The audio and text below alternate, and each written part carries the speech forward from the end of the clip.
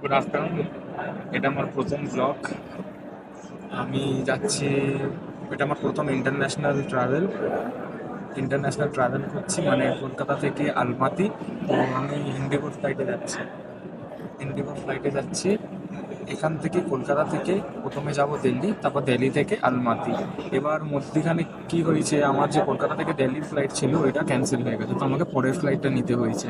এবার যার জন্য কি হয়েছে, ফ্লাইট পুরো ফুল ওভারবুক।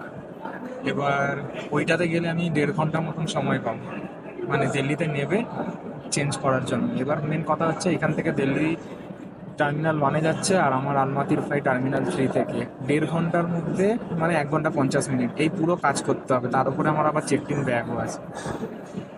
তো পরের আপডেট দিচ্ছি।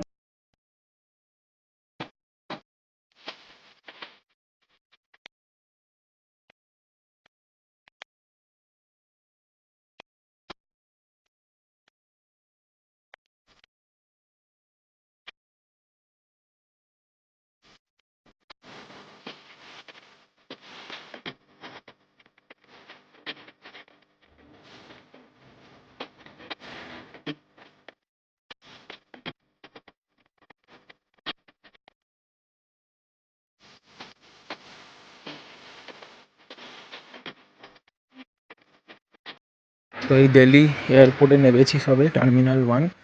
এবার এখান থেকে টার্মিনাল 3 অবধি যেতে হবে। তো আগে আমাকে বাইরে বেরাতে হবে, চেক ইন ব্যাগটা নিতে হবে, তারপরে টার্মিনাল 1 থেকে টার্মিনাল 3 এর মধ্যিখানে বাস অপারেট করে, মানে দিল্লির অপারেট করে বাস। তো ওই বাসে করে যেতে হবে। তো তাড়াতাড়ি করে যাচ্ছি। আলমাতি এয়ারপোর্ট এটা, আমরা এই সবে ল্যান্ড করেছি আলমাতি এয়ারপোর্টে। এটা হচ্ছে অ্যারাইভাল হল। এখন ইমিগ্রেশন ক্লিয়ার করে সিম কার্ড নিয়ে তারপর আবার ভিডিও করছি। তো আলমাটি থেকে নেবে, মানে টার্মিনাল থেকে বেরিয়ে আমি ওখানে সিম নিয়ে নিয়েছিলাম লোকাল। আর ওদের নিজস্ব একটা লোকাল অ্যাপ আছে ইয়ান্ডেক্স গো বলে, ওইখান থেকে ট্যাক্সি বুক করে নিয়েছিলাম।